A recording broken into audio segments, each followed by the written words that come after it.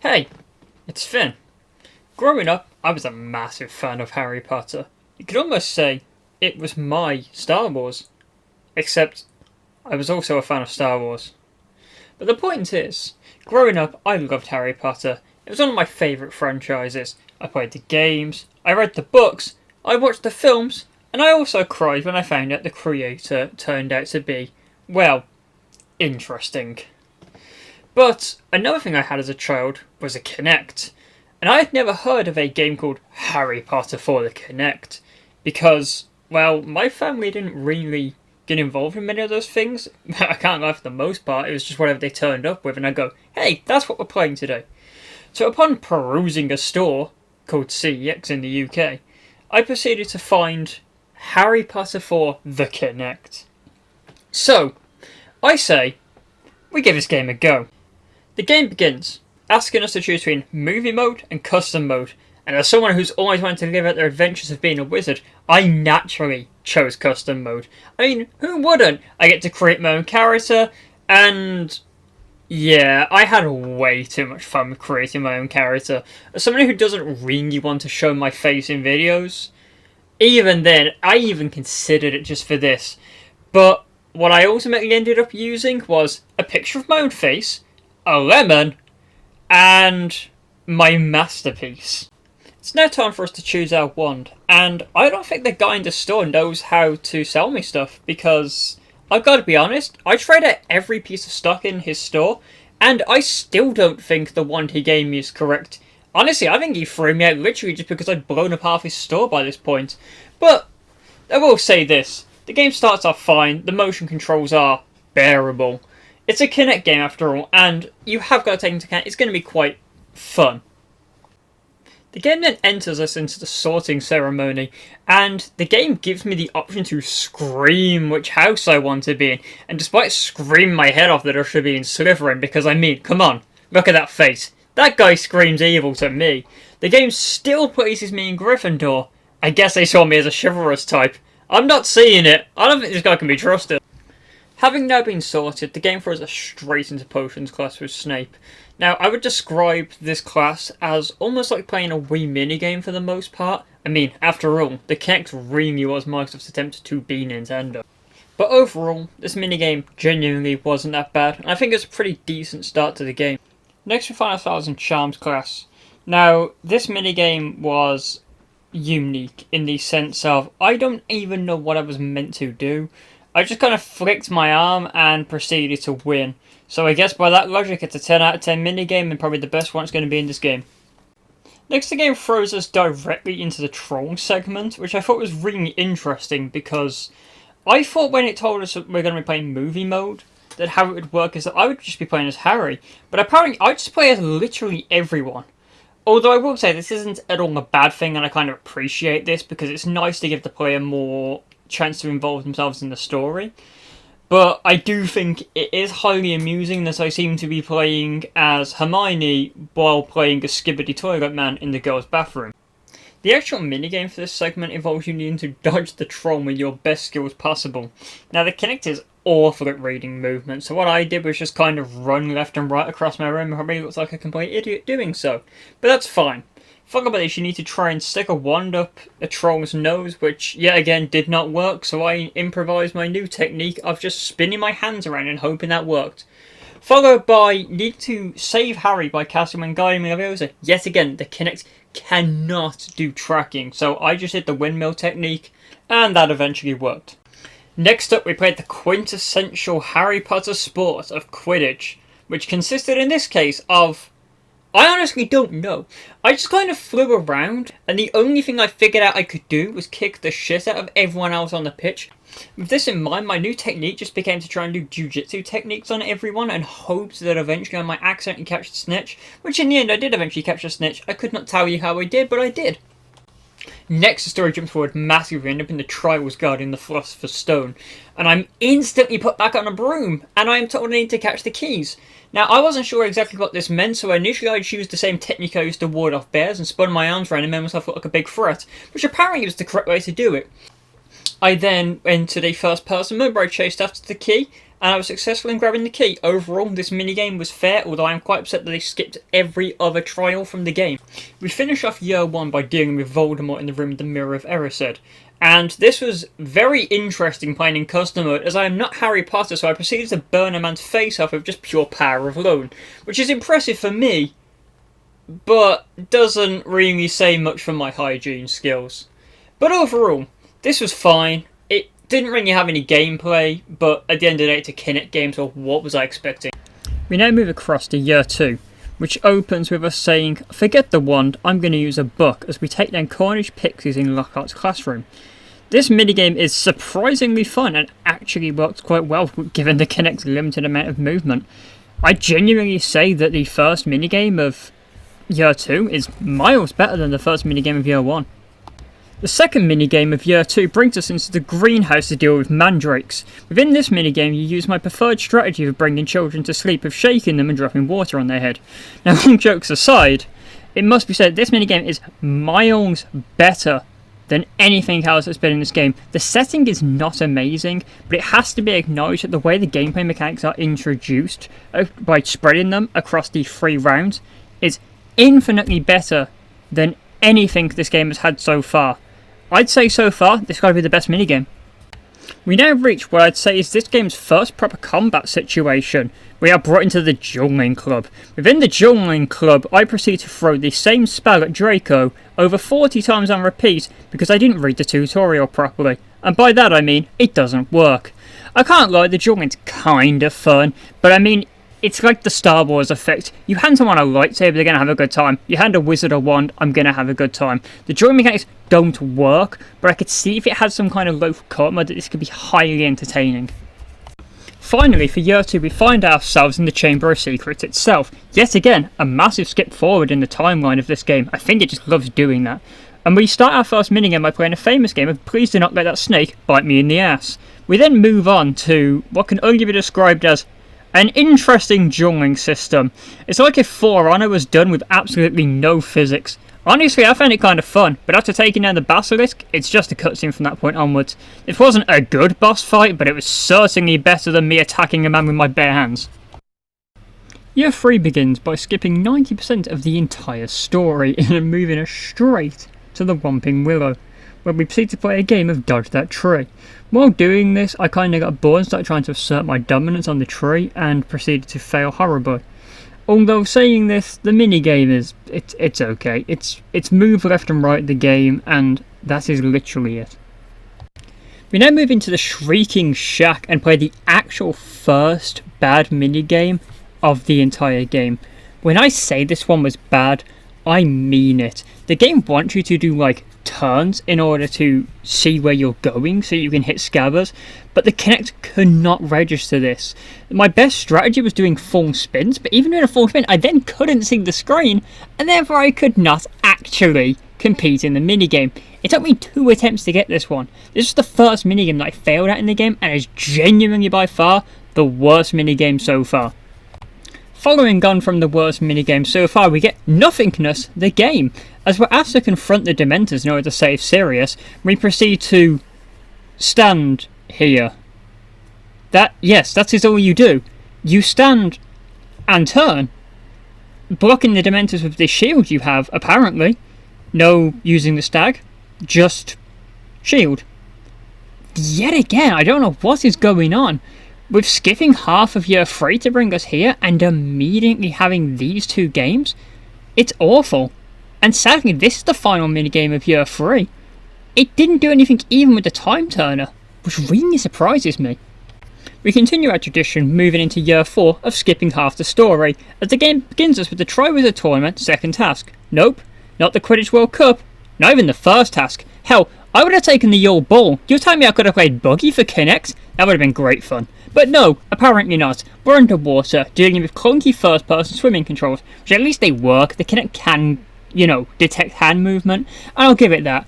It then goes into a kind of third-person on-rail shooter, and yeah, again, this isn't bad, but this is the entire minigame. It's not good, but it's certainly better than what we had to deal with in the last film. Now, we move into the third task, the maze. This was always my favourite task growing up, so I can't wait to see what they do. And oh, What they have done is turned it into an obstacle course. An obstacle course on the Kinect. We move left and right, and jump.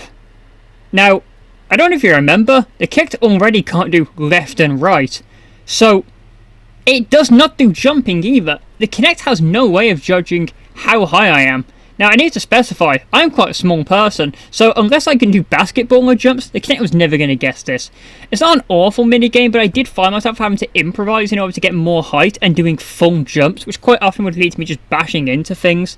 I wish it's been handled better, but it is also an interpretation of the version from the film, and the film did cut every interesting thing the maze had in it. We now are in the graveyard, the final level of Year 4. It's insane how fast we've been getting here. They've really been skimping on the levels. But here we are. And the minigame here consists of the same juggling mechanics we had in Year 2, except now we're fighting against Voldemort. And, well, he's actually easier than Draco. I guess Harry's just that good. And then we proceed to play a game of skipping rope. With wands. Okay. So what you're meant to do here is bring the stream up and down by using your arm. I just kind of flapped my arm up and down like a penguin because it was infinitely more effective for balancing the beam, and the Kinect does not measure what your arm is. Here's what I'll say. It's not a bad mini game, but I would have much rather preferred something else. You know, give me something interesting, like an actual duel. Year 5 begins, and I can't wait to have another crack at these Dementors. I mean, we saw how Year 3 handled it. It was awful, so I can't wait to... Oh... They've skipped more of the story again, and we actually start off for our first minigame in the DA headquarters. What is this minigame, you ask? It's a target range. No, literally, that is it. It is a target range. Imagine playing a target range, but somebody has crippled your hands. That is it. The Kinect cannot do proper motion, and for the most part the game has full aim assist, knowing this can't happen. I actually just looked at my phone and kind of flicked my wrist to play this. Yeah, it's that simple. It's an awful minigame. Yet again, we're starting off at the same quality we had in Year 3. I'm really disappointed at how this is happening. I know it's a Kinect game, but come on. You can do better. We now move to the Department of Mysteries, so yet again, the very end of the story. And may I point out, what a missed opportunity to not have us running away from the falling prophecies. Would have been really good. But instead, we have the fight against the Death Eaters in the room with the veil. And yeah, okay, this makes sense. It's a dueling minigame, but unlike the one against Voldemort we had to deal with previously, this one actually has a bit more to it. You have to do spins, and thank God they don't use the same spin mechanics from Year 3. You just turn your head to spin this time. It's much more effective.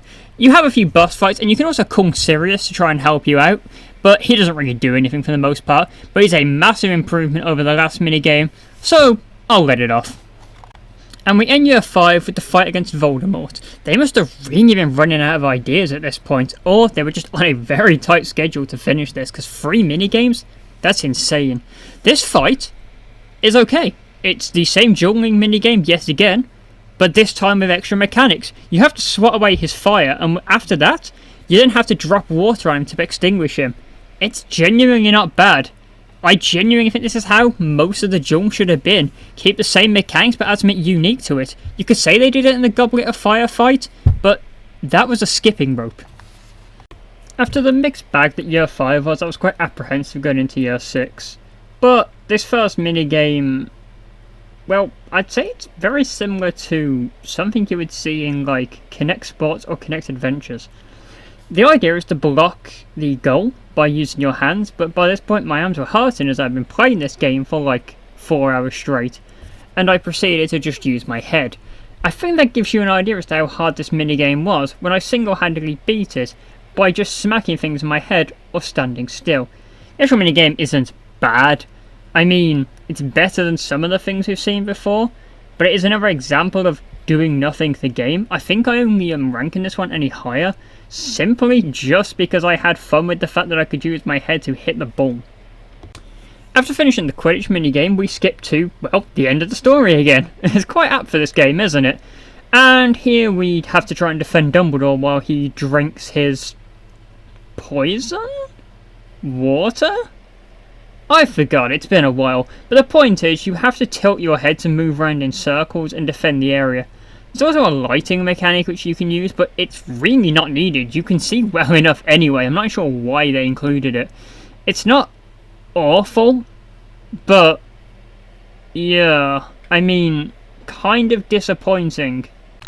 We now find ourselves in the final level of Year 6, and oh my god, Year 6 has not been good. We move here, and we seem to have taken the role of Snape, I guess? I mean, I'm guessing it's this thing of just custom mode, but I was not playing story mode to find out as well. And in this, it's basically the same as the first minigame. Harry will fire projectiles at you, and you just put your hand out to block them. That's it. That's just the whole game. He's screaming about how I killed Dumbledore this time, which made it kind of entertaining, as I am just Skibbity Toilet Man, which makes it infinitely funnier as he screams at me. But the best thing about this was just the end freeze frame, I can't lie. We now move into Year 7, and I'm not even going to try and pretend here. I hated this minigame. This minigame was awful. I single-handedly sat on this minigame for 20 minutes just trying it. Now, what have you got to do, my great friend shall explain to you? You must defend yourself from the incoming Death Eaters by blocking behind the table and getting Hermione to help you by shouting that you need her help. But the issue here is, the Kinect removes the aim assist for this level, meaning I have to aim with janky controls, along with the fact that they block and repel every move you do. The Kinect has already not been good at tracking, so trying to duck doesn't work half the time, and you're stunned when getting hit, which, yeah, that makes sense to me. Except the part where I can continue taking damage while stunned, and they can't. My ultimate strategy in this game was just to stand there and slowly wait it out, which is not fun in a minigame collection. Imagine playing WarioWare and I told you, take your time. This next minigame, it just isn't any better. I can't lie, it's awful. I don't know what they did here. We've yet again skipped 90% of the story, which is great, and we're on the Gringotts roller coaster. Now that sounds great. Roller coaster games, especially on like Kinect Adventures, works really well. The whole point of this game is to tilt left and right and dodge the incoming obstacles. And this game does not know how to manage tilting. The slightest movement will instantly derail you. Yet again, the jumping problem from the maze, it returns. What are you meant to do? This minigame just simply does not work. Ultimately, the way I got it was due to lucky checkpoints pushing me back. This was another one that took me ages to finish. I don't know why, but this year has started off awfully. I'd love to tell you that this year has improved, as we are now on the bridge during the Battle of Hogwarts. The idea of this minigame is to run away from the Death Eaters, occasionally turn around, hit them and dodge obstacles. And now we're in a narrow space. This narrow space leads to a massive issue. Unless you are playing a room the size of a football field, you will constantly fall off. My best strategy was actively jumping out of the way of the camera and jumping back. I was playing hopscotch on this bridge while trying to dodge murder. The minigame, in principle, could have been one of the more fun ones, and is maybe the sort of thing I was looking for in the Department of Mysteries when dodging those prophecies. But this simply doesn't work, and it's such a disappointment, because this could have been one of the better minigames in the game, but it fails. Next, our plan is to take down Nagini the snake by launching rocks at them. Yeah, this has been the easiest thing so far. You literally just launch rocks at Nagini and occasionally dodge their attacks. The minigame ends with a very weird moment where you hit the shuffle as Neville, and apparently it beheads the snake, which, I mean, hey, good for you, Neville, I'm proud of you. This minigame's, it's okay. I would genuinely have said it was one of the worst minigames if the minigames that had come before this weren't as awful as they were. And here we go, we've made it to the final showdown with Moldy Voldy. And how is it? Well, it's just a repeat of the Goblet of Fire minigame. Like, exactly the same. The only difference now being that when you play with the skipping rope mechanic, they've half fixed the strategy of having you move up and down like a penguin, in favour of you just hitting well, a move that I probably shouldn't be saying on the internet, but let's just say if somebody had looked at me while I was doing it, it wouldn't have ended well. Keeping your arm straight was the key to this game, and as my arm was just stuck in the air, it just kind of hurt after a while. It's not a good minigame, and it's an awful way to finish off Voldemort. Although sadly, it feels really apt considering the game I just played. And overall, that was the game. Yeah. I mean, I had high hopes when I started it. I thought there was a chance it could have been a minigame collection that, well, had some merit to it. Now, yes, I know it's on Kinect, as I've kept saying throughout the video, but that's not an excuse for a game being bad. After all, we've seen some pretty bad shovelware on the Wii before, and, I mean, I'll give it this. The game does keep in the spirit of Harry Potter, and probably would have entertained me as a child. And you could make the argument that this game was made for children, after all. So, why am I critiquing it so much? Well, with so much story content cut, and the fact that this game fails to understand what the Kinect can truly do, it makes the game painful to play through, especially in the last years. And those are the moments where I could see especially a child being interested to play. Yes, the first few years aren't bad in the slightest bit, but you are fully aware that a child who played this game was interested in year 4 onwards, because that's where all the action was in these films. Now, what do I think of the game overall? If I had to grade it, yeah, it's like a 4 out of 10. It's a very mediocre Kinect game, and I say this as someone who genuinely believes the Kinect does have the chance to have some pretty good games. It's a shame that this game wasn't that good, but there is one thing I must say. Thank you so much for watching this video. It's a long one and I hope you didn't mind my poor editing style. I'm just getting into this, but I hope you stick around. Please drop me a like and please feel free to comment. I know I have so much to improve on, and I appreciate you making it to the end of the video. Well, I hope you all have a good day. Bye!